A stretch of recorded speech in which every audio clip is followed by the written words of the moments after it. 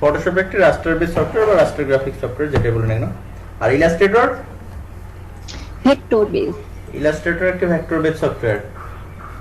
ওকে, ফটোশপে আমরা একটু মূলত কি রিলেটেড কাজগুলো করে থাকি?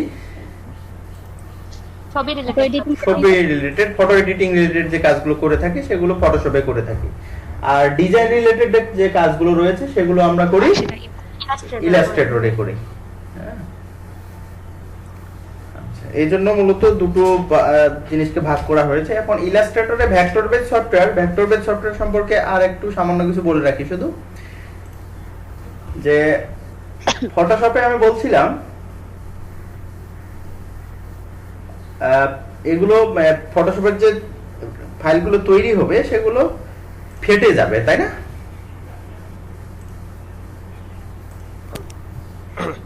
জি ভাইয়া। এগুলো তো বলছিলাম যে ওগুলো ফেটে যাবে, ধ্বংস হবে বা নষ্ট হবে।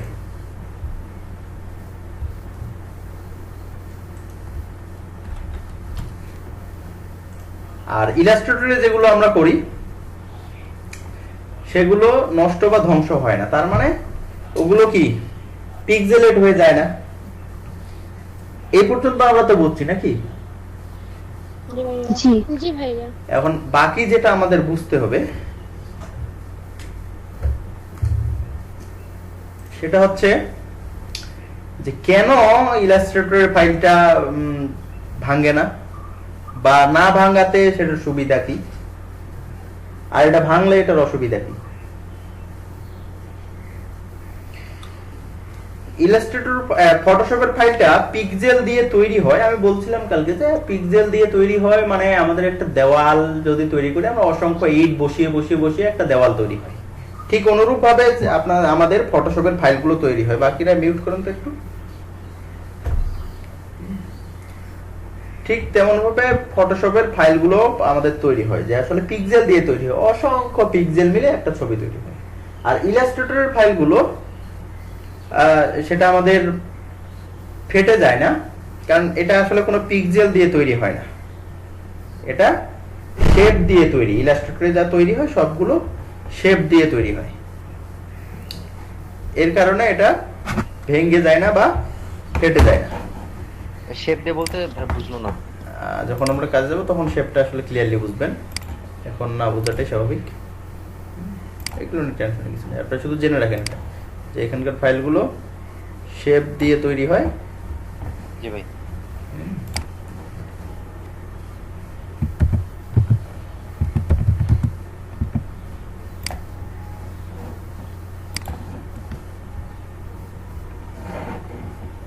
আচ্ছা,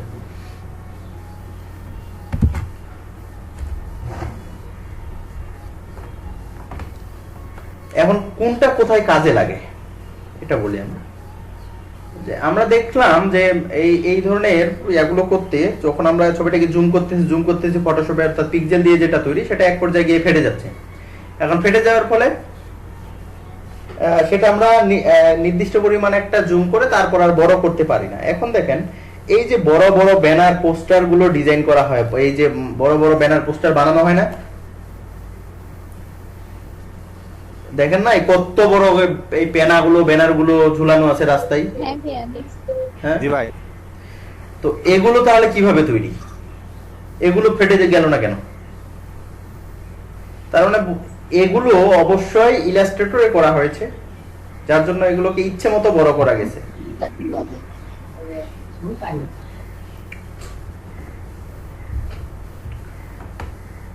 আচ্ছা,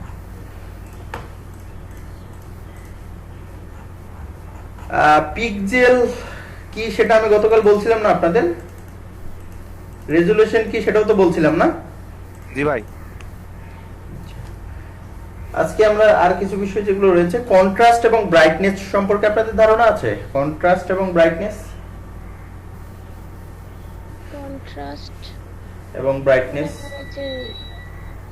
ব্রাইটনেস মানে তো আলো। আলো না, ব্রাইটনেসটা হচ্ছে আজকে স্ক্রিনের যে আলোটা কমানো বাড়ানোটা, বেশি বা কমের।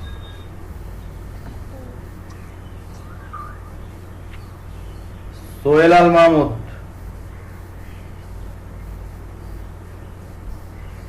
বের করে দিই।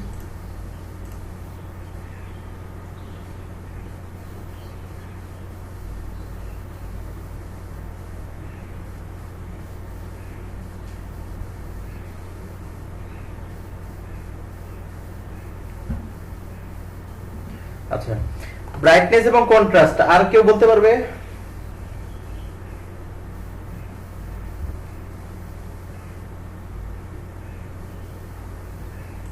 আমরা তো এগুলো মানে রেগুলারই দেখি, ব্রাইটনেস কন্ট্রাস্ট এগুলো দেখি না মোবাইলে, আমরা এগুলো দেখি না? ব্রাইটনেস কন্ট্রাস্ট রেজুলেশন, রেজুলেশনটা তো কালকে বুঝাই দিছি। জি ভাই। তো ব্রাইটনেস কন্ট্রাস্ট সম্পর্কে একটু পরিষ্কার ধারণা নিয়ে নেন, এটা আসলে এগুলো লাগবে। জি ভাইয়া বলেন। আচ্ছা,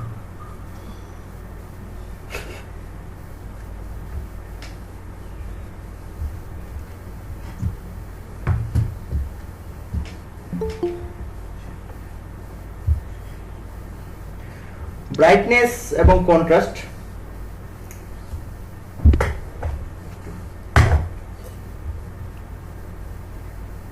ব্রাইটনেস মানে উজ্জ্বলতা, যেটা আমরা সবাই জানি, তাই না?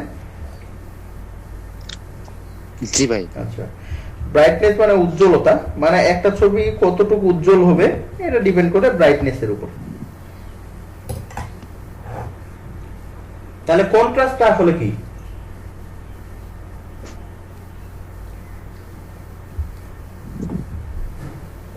পার্থক্য ভাইয়া কালারের good good good good good. দুই কালারের মাঝে যেটা পার্থক্য, যতটা পার্থক্য সেটাকে বলা হয় কন্ট্রাস্ট। আচ্ছা, একটা বিষয় সাধারণভাবে চিন্তা করেন, সাদা এবং কালো। আমি যদিও সাদা এবং কালোর বিষয়ে আরো আলোচনা করব, তবে আপাতত আমি এটা রং ধরে যাচ্ছি, এগোচ্ছি। সাদা এবং কালো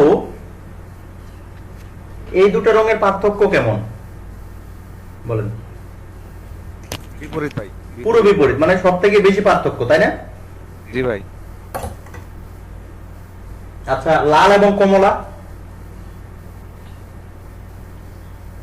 এই দুটা কাছাকাছি। কাছাকাছি, তার মানে সাদা এবং কালোর পার্থক্যটা অনেক বেশি, এজন্য এটার কন্ট্রাস্ট সব থেকে বেশি। আর লাল এবং কমলা এই দুটোর কালারের কাছাকাছি থাকার কারণে এটার কন্ট্রাস্টটা কম। এই দুটো কালারের পার্থক্য কম, জন্য কন্ট্রাস্ট কম। বোঝা গেছে যে ব্রাইটনেস এবং কন্ট্রাস্ট জিনিসটা কি আসলে? জি ভাই। জি ভাইয়া। কন্ট্রাস্ট হচ্ছে দুই কালারের পার্থক্য। পার্থক্য।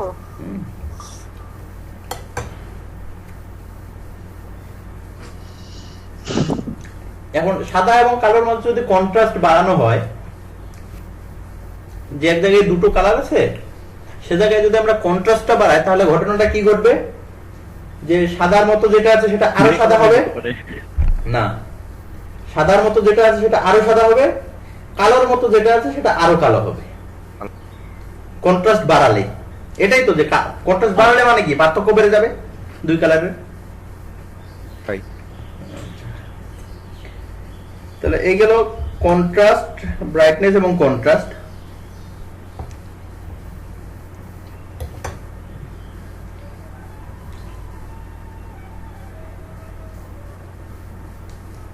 আচ্ছা, রং, রং কিভাবে তৈরি হয় বলতে পারবেন? রং নিয়ে একটু আলোচনা করি, যেহেতু রং নিয়ে সব কাজ করব, তাই না?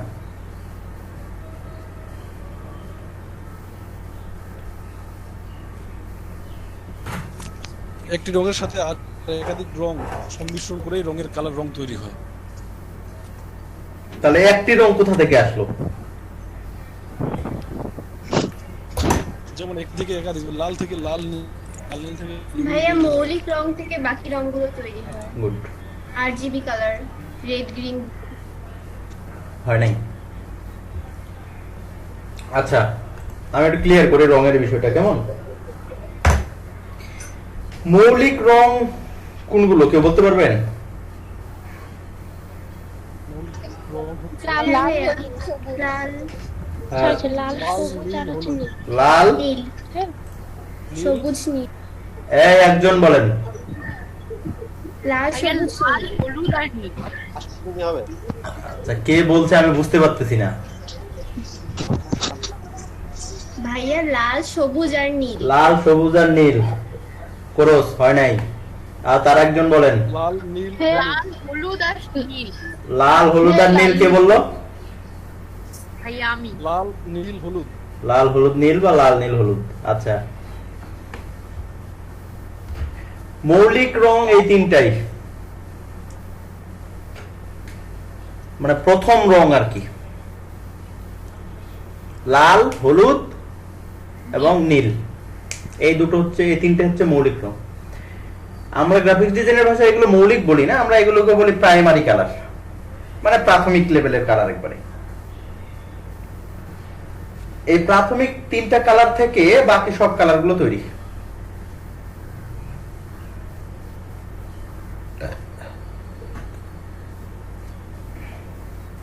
প্রাথমিক এই তিনটা কালার থেকে বাকি সব কালার গুলো তৈরি। সেটা কিভাবে তৈরি সেটা আমরা দেখি একটু। আমরা কালার হুইলটা দেখি। কালার হুইলটা দেখলে আমরা ক্লিয়ার হয়ে যাব বিষয়গুলো। আমি একটু স্ক্রিন শেয়ার দিই, কেমন?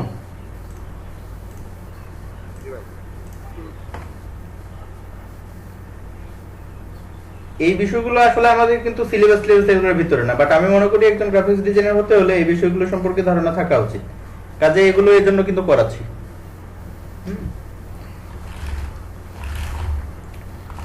আমার মনে হয় না যে অন্য কেউ বা কারা এগুলো করায় কেউ, বাট আমি একটু, মানে আমি চাই যে স্টুডেন্ট যেটা শিখতেছে সেটা প্রকৃতভাবেই শিখুক, আসল জিনিসটাই জানুক।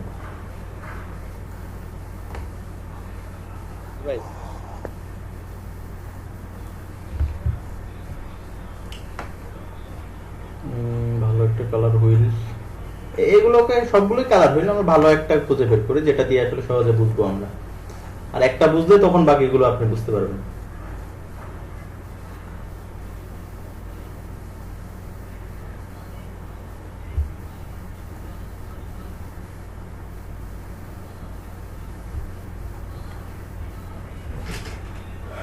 ও বাবারে,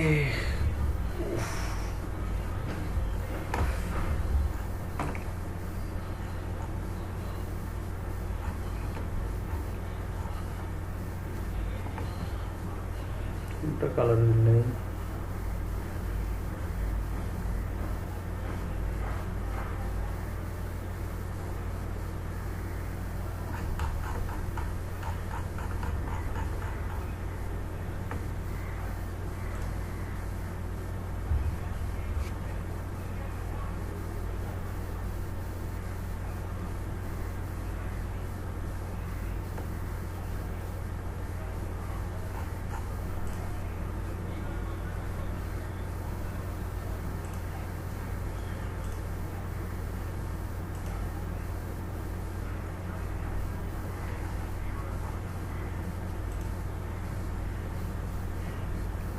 আচ্ছা, এটা দিয়ে আমরা অনেকটা বুঝতে পারি।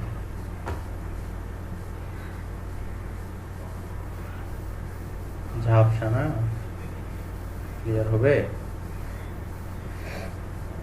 ক্লিয়ার দেখা যায় এটা? জি ভাই দেখা যাচ্ছে। দেখা যাচ্ছে যে ভাই দেখা যাচ্ছে।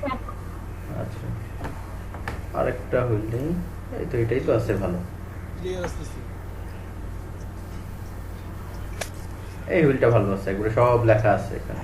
সাথে ক্লিয়ার আছে পুরো এক। এটা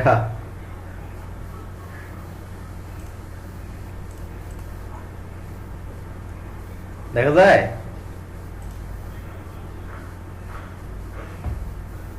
আপনারা পড়তে পারতেছেন তো? মানে জি ভাই।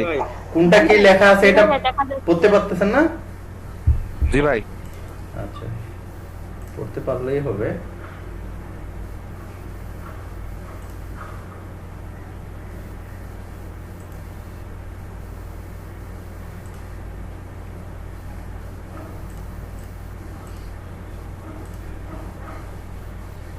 আচ্ছা দেখেন, এটা আমাদের কালার হুইল। প্রাইমারি কালার, আমাদের কালারকে মূলত আমরা তিন ভাগে ভাগ করি। এক নাম্বার প্রথম স্টেপে হচ্ছে প্রাইমারি কালার অর্থাৎ প্রাথমিক কালার, তারপরে স্টেপ হচ্ছে সেকেন্ডারি কালার, তারপরে স্টেপ হচ্ছে হায়ার সেকেন্ডারি বা টারশিয়ারি বা ইন্টারমিডিয়েট কালার বা টারশিয়ারি কালার। আচ্ছা, এখানে আমরা মনে রাখার জন্য আমরা দু একটা জিনিস ব্যবহার করতে পারি। মুসলিমা খাতুন কি এসেছেন? জি আমি আছি। আচ্ছা, 2 মিনিট আসছি লিখছিলেন তো, কখন লিখছিলেন এটা? না 2 মিনিট পরেই চলে আসছি। ও আচ্ছা অনেক আছে। আচ্ছা, আমরা মনে রাখার জন্য এভাবে বলতে পারি যে প্রথমে আমরা পড়াশোনা শুরু করি কোথায়? প্রাইমারিতে। জি ভাইয়া। তারপরে কই যাই? সেকেন্ডারি পড়তে যাই না? সেকেন্ডারিতে। তারপরে কই পড়তে যাই? ইন্টারমিডিয়েট পড়তে যাই না? Higher secondary. হায়ার সেকেন্ডারি বা ইন্টারমিডিয়েট তো বলি, তাই না? জি। এখানে ঠিক তাই।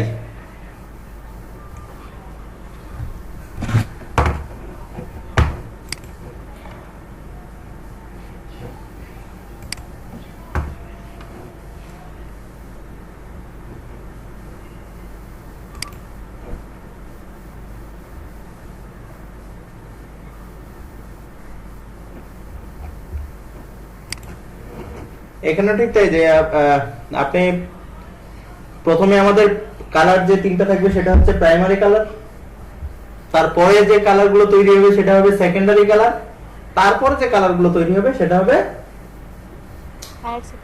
হায়ার সেকেন্ডারি না, আমরা এখানে বলা হয় ইন্টারমিডিয়েট অথবা টারশিয়ারি। টারশিয়ারি কালার, টারশিয়ারি পাহাড়, এটা ইন্টারমিডিয়েট যারা ভূগোল পড়ছে তারা সম্ভবত বলতে পারবে যে টারশিয়ারি পর্বত, টারশিয়ারি পাহাড়।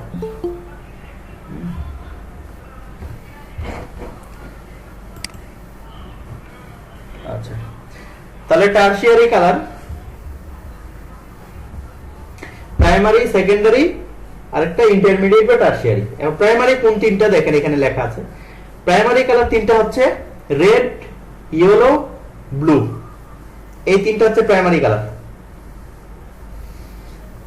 এখন প্রাইমারি এবং প্রাইমারি মিলে যে কালারটা তৈরি হবে সেটাকে বলা হয় সেকেন্ডারি কালার। মনে থাকবে এটা?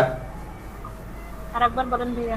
প্রাইমারি কালার এবং প্রাইমারি কালার অর্থাৎ প্রাইমারি কালারের সাথে প্রাইমারি কালার মিশে যে কালারটা তৈরি হবে সেটা হবে সেকেন্ডারি কালার। বুঝা গেছে? জি। আচ্ছা, তার মানে দেখেন রেড এর সাথে ব্লু এই দুটো মিশে তৈরি হলো ভায়োলেট। এই ভায়োলেটটা আমার সেকেন্ডারি। রেড এর সাথে ইয়েলো দুটোই তো প্রাইমারি, তাই না? রেড এবং ইয়েলো মিশিয়ে দিবেন, তৈরি হয়ে যাবে অরেঞ্জ। বুঝা গেছে? আবার ইয়েলোর সাথে ব্লু মিশিয়ে দিবেন, তৈরি হয়ে যাবে গ্রিন। বোঝা গেছে?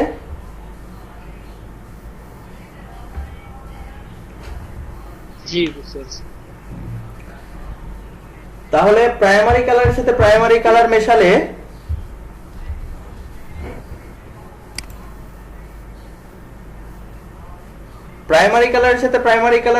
যেটা তৈরি হয় সেটা হচ্ছে সেকেন্ডারি কালার। তাহলে সেকেন্ডারি কালার কিভাবে তৈরি হয় সেটা তো আমরা জানি, পারবো না, তাই না? জি। আচ্ছা, এরপরে রয়েছে টারশিয়ারি কালার। টারশিয়ারি কালারটা কিভাবে তৈরি হয় সেটা হচ্ছে সেকেন্ডারি কালারের সাথে অন্য যে কোনো কালার মিশালে যেটা তৈরি হয় সেটাকে বলা হয় টারশিয়ারি কালার। সেকেন্ডারির সাথে সেকেন্ডারি কালার অথবা প্রাইমারি কালার যে কোনো কিছু মিশালেই হবে? সেকেন্ডারির সাথে আপনি যাই মিশান না কেন, আচ্ছা, এটা বাকি যে কালারগুলো তৈরি হবে শুধু তাই নয়, এই প্রসেসটা বাদে এবং প্রাইমারি থেকে সেকেন্ডারি তৈরি হওয়ার প্রসেসটা ছাড়া বাকি যতগুলো কালারের সাথে যে কালারগুলো মিশান না কেন সেই কালারগুলো হবে সব টারশিয়ারি, সব টারশিয়ারি। এখানে তো অল্প কয়টা শুধু বের করা আছে। আপনার মেইন কালার তাহলে বের হলো 6টা, কিন্তু দেখেন মেইন কালার, এটা মৌলিক কালার বলছি না কিন্তু, মেইন কালার 6টা। সেটা কি কি? প্রাইমারি 3টা আর সেকেন্ডারি 3টা। এই গুলো কালার থেকে এখন বাকি সব কালার গুলো তৈরি হবে। মূলত প্রাইমারি গুলো থেকে সেকেন্ডারি গুলো তৈরি হবে, আর সেকেন্ডারি গুলো থেকে যখন আপনি যত কিছু বাড়াইতে থাকেন বাড়তে থাকবে। আচ্ছা, সেকেন্ডারি কালার থেকে টারশিয়ারি গুলো কিভাবে তৈরি হয় দেখেন। রেড আর অরেঞ্জ মিশাইলে আপনাদের রেড অরেঞ্জ তৈরি হয়ে গেছে। তার মানে নাম শুধুমাত্র আমাদের এই 6টা থেকে শেষ। তারপর আমরা যে নামগুলো দিছি ওগুলো আমাদের এমনি বোঝার জন্য নামগুলো দিই। এই যে দেই না কি কি, পেস্ট কালার, কলা পাতা কালার, তারপরে কি কি কালার বলি, ash colour, ash colour, Afroza colour, Afroza colour আছে না একটা, লাক্স কালার, ম্যাজেন্টা কালার। হ্যাঁ একটা কালার আছে না, আফরোজা না কি বলে, ফিরোজা, ফিরোজা, ফিরোজা, ফিরোজা কালার। ফিরোজা কালার। হ্যাঁ, আচ্ছা আমি এটা জিনিস দেখেন, আমার না এই যে অ্যাশ কালার, ওটা অ্যাশের মতো দেখতে, এই কলা পাতা কালার বা পেস্ট কালার, এগুলো পেস্টের মতো দেখতে। আমার একটা জিনিস বলেন যে ফিরোজা কালারটা আসলো কই থেকে? ওকে ফিরোজার মতো দেখতে ওই কালারটা? আসলে টকটকে গোলাপি কালারকেই ফিরোজা কালার বলা হয়। না ঠিক আছে, সে আমরা তো বাকি যে রংগুলোর নামকরণ করি, এটা তো বিভিন্ন রকম। হ্যাঁ না না, আমরা বাকি যে না মানে রংগুলোর নামকরণ করি, এটা কিন্তু দেখবেন যে আমাদের যে ওই কোন প্রোডাক্টের সাথে মিল রয়েছে জন্য কিন্তু ওই নাম দিয়ে দেই, তাই না? আমার এটা আসলে আমি চিন্তা করতে পারি না, তাহলে ফিরোজা কালারটা এটা কি দেখে নামটা আসলে দিল? যে ফিরোজা কালার নামটা যে আসলো, এটা কিভাবে আসলো? ভাই মনে হয় ফিরোজা নামে কেউ সবসময় গোলাপি পড়তো। ঠিক জানি না, ছোটবেলায় মা শিখাইছে এটা ফিরোজা কালার। আর রঙের ক্ষেত্রে আমার অবশ্য অনেক বড় ইয়া আছে, আমি রং চিনি না, মানে রং চিনতে খুব আমার কষ্ট হয়। কেউ যদি বলে যে ইভেন আমি এই যে অরেঞ্জ, সরি অরেঞ্জ না, অরেঞ্জের তো ডিরেক্ট কালার, আপনি পিঙ্ক কালার বের করতে বলে, গতকালকে এক বায়ারের সাথে জানেন কি হয়েছে আমার, 4 বার রিভিশন খাইছি আমি, পিঙ্ক কালারও চাইছি, আমি পিঙ্ক কালার মিলাইতে পারি নাই। তখন ও আমাকে রেফারেন্স দিছে যে এটা পিঙ্ক কালার, তখন ওর কাছ থেকে ওই কালারটা নিয়ে আমি করে দিছি, আমি মিলাইতে পারি নাই পিঙ্ক কালার কি, বুঝছেন? গতকালকের এই অর্ডারটা ভাই এটা তো মেয়েদের ফেভারিট কালার, আমি মিলাইতে পারতেছি না যে আসলে মানে পিঙ্ক কালার কোনটা, এই জন্য কালারে আমার ঝামেলা হয়। তবে এই যে নাম করা যে 6টা কালার রয়েছে, এই 6টাতে ঝামেলা হবে না, এই 6টা বের করতে পারবো, বাকিগুলো বের করতে আমার ঝামেলা হয়। তখন আমি ওই বায়ারের কাছ থেকে স্যাম্পল নিই যে আসলে কোন কালারটা চান আপনি, আপনি আমার একটু দেখান, তখন ওই কালারটা আমি ব্যবহার করি। আর বাকি যে আফরোজা, ফিরোজা, গোলাপি টুলাপি এইগুলা বা পিঙ্ক, এগুলো বের করতে আমার সমস্যা হয়। আমি ইয়েলো বুঝবো, ইয়েলো বলবে আমি ইয়েলো বুঝবো, লাল বুঝবো, অরেঞ্জ বুঝি, ভায়োলেট বুঝি, গ্রিন বুঝি, ব্লু বুঝি, মানে নাম যে 6টা কালারের রয়েছে মেইন নাম, এই 6টা বুঝি, আর বাকি বুঝি না। আচ্ছা, তাহলে টারশিয়ারি কালার বা ইন্টারমিডিয়েট কালার গুলো আমরা সবাই বের করতে পারবো তো, তাই না? জি পারবো। ভাই ওকে, সুন্দর। আচ্ছা, আরেকটা মজার ইনফরমেশন দেই, এটা সবাইকেই বলি, আমি আপনাদেরকেও বলি। বাংলাদেশের জাতীয় পতাকার ডিজাইনার কে? কামরুল হাসান। কামরুল হাসান, গুড। আচ্ছা, কত সালে ডিজাইন করা হয় এটা, জাতীয় পতাকা, বাংলাদেশের জাতীয় পতাকা?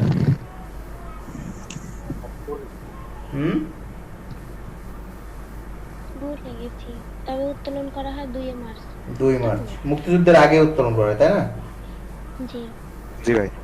তাহলে ডিজাইন ধরেন যে আরো আগে করা হয়েছে, 1970 এর দিক ধরে নিলাম,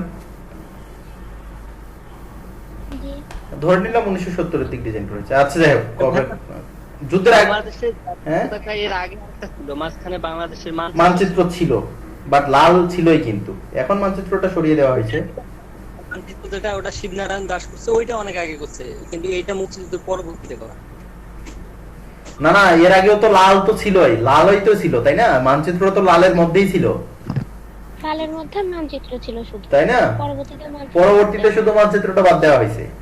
সেটা যুদ্ধের আগে। হ্যাঁ, কাজের ডিজাইন কিন্তু এটাই, আপনার লাল সবুজ ডিজাইন কিন্তু এটাই। আচ্ছা, এখানে যে বিষয়টা আমি বুঝাতে যাচ্ছি সেটা হচ্ছে যে এই লাল এবং সবুজ এই দুটো ডিজাইন করা হলো কেন, মানে এই দুটো কালার নেওয়া হয়েছে কেন আমাদের জাতীয় পতাকায়? সবুজ হচ্ছে বাংলার প্রকৃতি, হ্যাঁ, আর লাল হচ্ছে রক্তের কালার। রক্তের কালারটা দিল কেন? কারণ আপনার 1971-এর আগেও অনেকগুলো ইয়ে হয়েছে, মানে 52-র ভাষা আন্দোলন, 69-এর গণ অভ্যুত্থান, এই বিভিন্ন কারণে অনেক মানুষ মারা যায়, যার কারণে রক্তপাতের কারণে লাল রংটা নেওয়া হয়।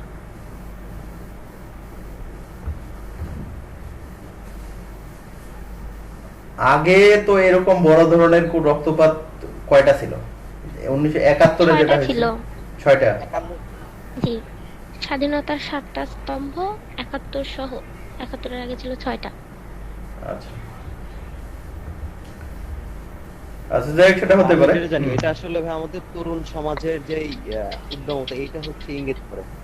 আর সবুজটা হচ্ছে আমাদের যে প্রাকৃতিক, মানে এই সাইডটাকে হচ্ছে সবুজ কালারটা ইঙ্গিত করে। আচ্ছা, যাই হোক, এখানে অনেক ইস্যুই থাকতে পারে, বাট আমরা গ্রাফিক্স ডিজাইনার হিসেবে আমরা আমাদের ইস্যুটা চিন্তা করব, আমরা আমাদের মতো করে ভাববো। আচ্ছা আচ্ছা,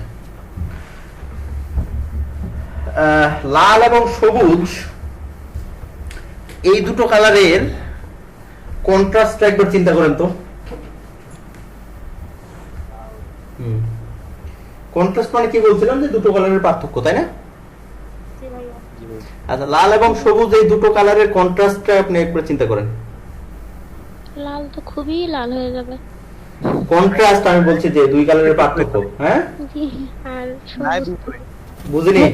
বিপরীতমুখী, দুইটা বিপরীতমুখী কালার হচ্ছে না? রাইট, দুটো বিপরীতমুখী কালার, তার মানে এই দুটোর কন্ট্রাস্ট সবথেকে বেশি।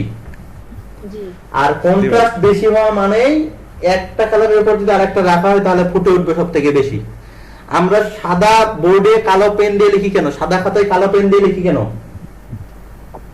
সাদা কালো বেশি বেশি ফুটে ওঠার কারণে।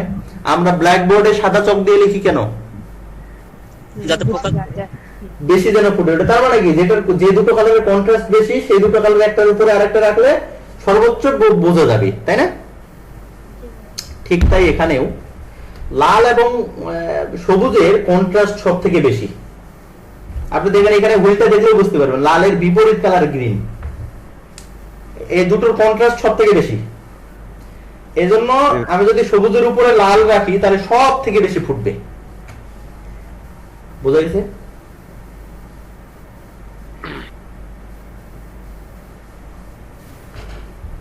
বুঝছেন বিষয়টা? জি, বুঝতে পেরেছি। আচ্ছা, কাজে এক্ষেত্রে আমরা বলতে পারি যে বাংলাদেশের জাতীয় পতাকার ডিজাইন রঙের হিসাবে একটি পরিপূর্ণ এবং পারফেক্ট ডিজাইন। আমরা তো এগুলো আসলে এখন চিন্তা করছি। হ্যাঁ,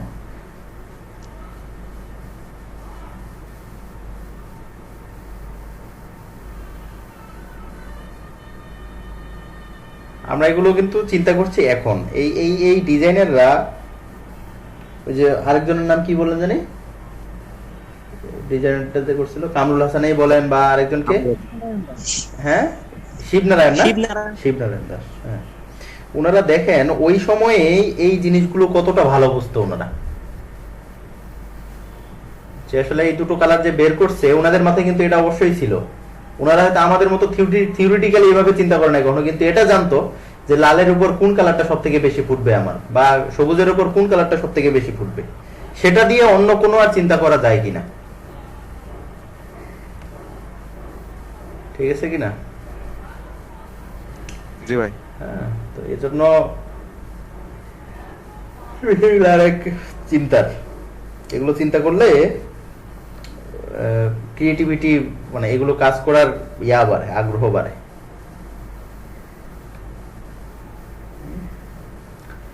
আচ্ছা, নেক্সটে আসি আরেকটা, আমি টিন এবং টোন্ট বা শ্যাড সম্পর্কে একটু শুধু বলে দিই। টিন টোন, টিন টোন, বুঝতে পারি নাই। না, আমি এই যে কালার বলতেছি না, কালার তো কিভাবে তৈরি হয় সেটা তো বললামই।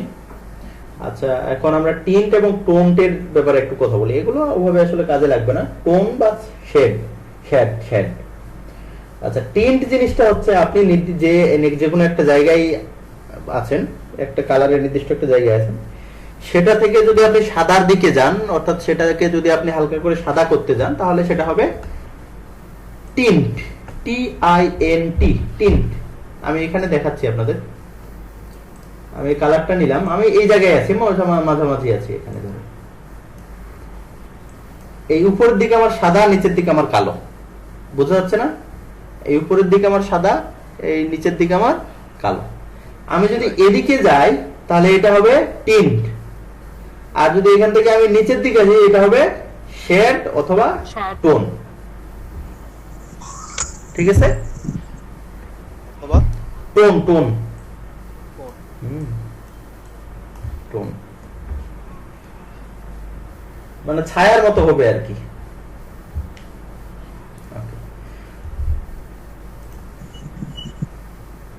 তাহলে কালার সম্পর্কে আমাদের আর মনে হয় বেশি কিছু বলার নেই। ও একটু হ্যাঁ বলেন। মানে আমরা হচ্ছে টিনটা হচ্ছে ডিপ থেকে যখন লাইট কালারে যাচ্ছে সেটাকে বলছি টিন্ট। হ্যাঁ হ্যাঁ হ্যাঁ। আর টোন হচ্ছে মানে ডিপ থেকে আরো ডিপে। ডিপ থেকে ডিপে যায়। আপনি ডিপ বলতে পারবেন না, আপনি নির্দিষ্ট একটা জায়গায় আছে, আপনি যে কালারেই থাকেন না কেন, যেখানেই থাকেন না কেন, যেই কালার থাকে আপনি নির্দিষ্ট একটা জায়গায় দাঁড়িয়ে আছেন, সেখান থেকে যদি লাইটের দিকে যান তাহলে সেটা হবে টিন্ট। সেখান থেকে যদি আপনি শেডের দিকে আসেন বা ব্ল্যাকের দিকে আসেন, সেটা হবে আপনার টোন বা শেড। শেডে বেসিক্যালি বলি আমরা, কারণ টোন বলতে ফের আর কিছু বোঝায়। টোন বলতে আপনার কালারের অ্যাডজাস্টমেন্টটাকেও বোঝায় অনেক ক্ষেত্রে, অর্থাৎ ওই ইয়াটা করার জন্য, কন্ট্রাস্টটা যখন ঠিক করে দেয় তখন টোনটা ওখানে বোঝায়। আচ্ছা, সাদা এবং কালোর ব্যাপারে বলি। আপনারা এখানে দেখেন, আমরা যখন কালার হুইলটা এখানে দেখি, কালার হুইলটা সম্পর্কে যখন আলোচনা করছিলাম, সব কালার গুলোই এখান থেকে পেলাম, বাট সাদা এবং কালো কোথায় বলুন তো? হ্যাঁ, তাহলে আপনারা জিজ্ঞালেন না কেন যে তাহলে সাদা এবং কালো কই? মাথায় আসলে হ্যাঁ,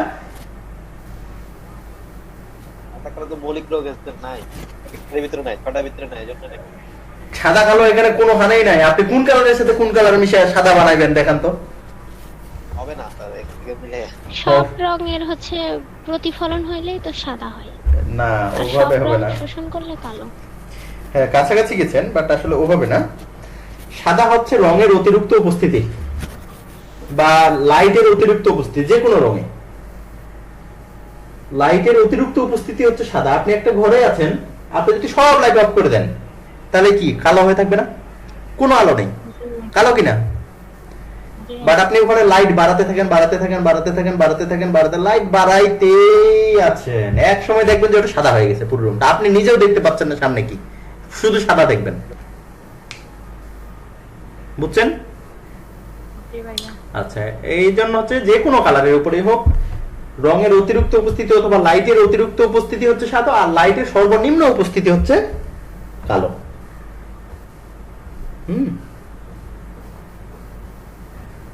বোঝা গেছে না?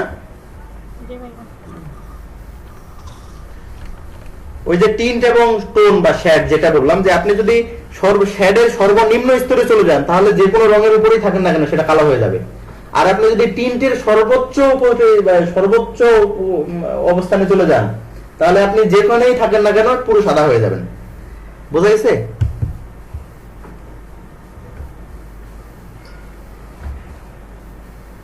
জি ভাই। ওকে, আচ্ছা, এই বিষয়গুলো একটু আরো বিস্তারিত দেখে নেবেন।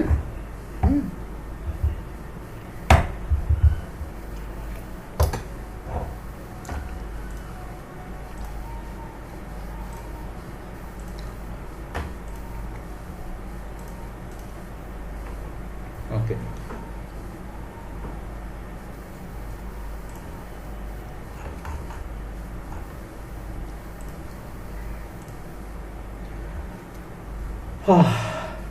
অনেকক্ষণ কথা বললাম, একটু মাথাটা কুল করি। আমার কিন্তু এই যে টানা দীর্ঘ সময় কথা বলার নিষেধ আছে, বুঝছেন?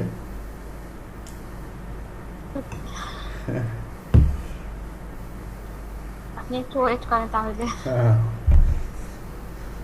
আচ্ছা, এই যে মাহবুবা আক্তার, আপনার প্রোফাইল পিকচার দিতে হবে যে, তারপর ভাইয়া কালকে একবার চেষ্টা করছি, হয়নি তো। আচ্ছা, আজকের মধ্যে হয়ে যাবে। হ্যাঁ, মেইলে চেঞ্জ করতে হবে পিকচারটা। মেইলের প্রোফাইল পিকচার লাগাবেন, ওই এটাই এখানে আসবে।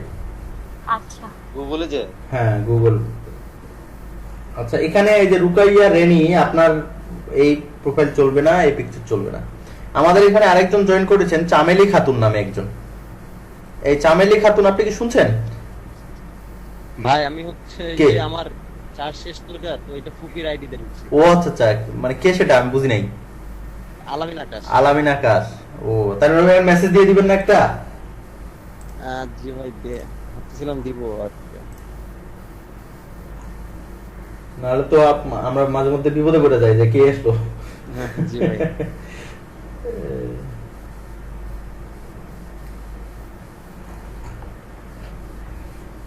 আচ্ছা, এখানে রুকাইয়া রেনি আপনার প্রোফাইল পিকচারটা চেঞ্জ করতে হবে। সানজানা আক্তার, আপনারটাও প্রপারলি বোঝা যাচ্ছে না, আপনারটা একটা পেয়া দিতে হবে। আচ্ছা ভাই, ঠিক আছে।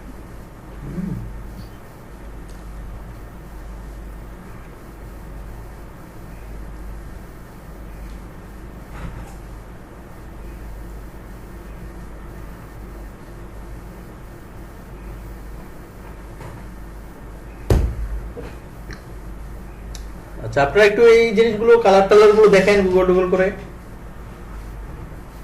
কোনটা কালার কিভাবে তৈরি হয়।